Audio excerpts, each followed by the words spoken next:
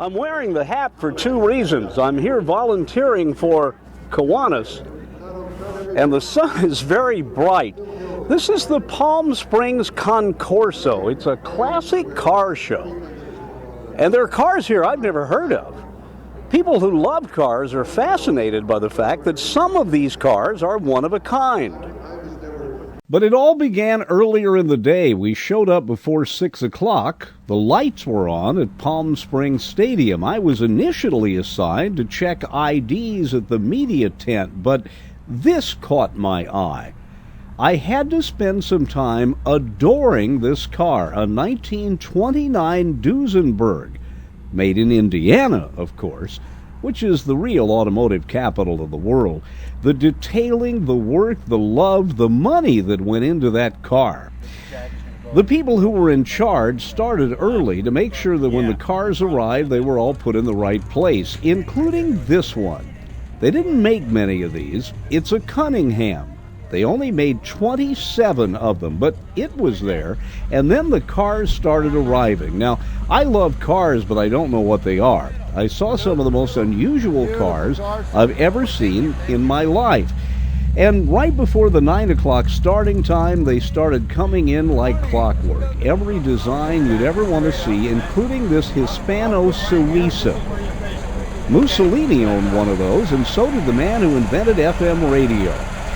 The fellow who's in charge of all of this is Tom McDowell. I asked him how important the show is. Palm Springs is always, there's a huge car community in Palm Springs, and it's important to be able to celebrate not only some of the more accessible cars, but then as we move off into the exotic cars, and there's a tremendous collector base in Palm Springs. It's both people who live here year-round and the snowbirds who come down here, and they're car people. They have garages down here, and so it's a nice way for them to exhibit their cars, which are some very, very special cars. I love the yellow ones, and look at this one. I kind of recognize what that was. There was an absolute parade of unidentifiable and identifiable cars, and judges were walking around. You see, not only was this a very complicated and eclectic car show, it was also a show that was a contest. And among those who brought a car, Gary Granger. Well, this is great. This is our first time to do this show. We also have a street rod, which we do car shows with regularly, but this is our first time at a concorso, and it's really a lot of fun with all these great cars. And can be shown to some of the finest concours in the country. And there's our old friend the judge again, looking at this interesting looking car, and then this noisy one showed up. I tell you, there are some interesting autos here, and they're all spick and span and immaculate, some of them classics. But this is more than a classic car show.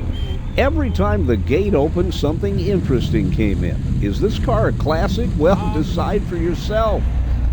That one is. I love that. Beautiful. One. And here's, oh, what the heck is that? And then there's this one. Try to park that in a small space. And then this incredibly lovely car, courtesy of the Automobile Museum in Los Angeles. Yellow again. I love yellow cars. A constant parade of some of the neatest cars you'll ever see anywhere. So the next time there's a car show in your neighborhood, whether you know anything about cars or not, you'll be fascinated. I'm Dennis Staley.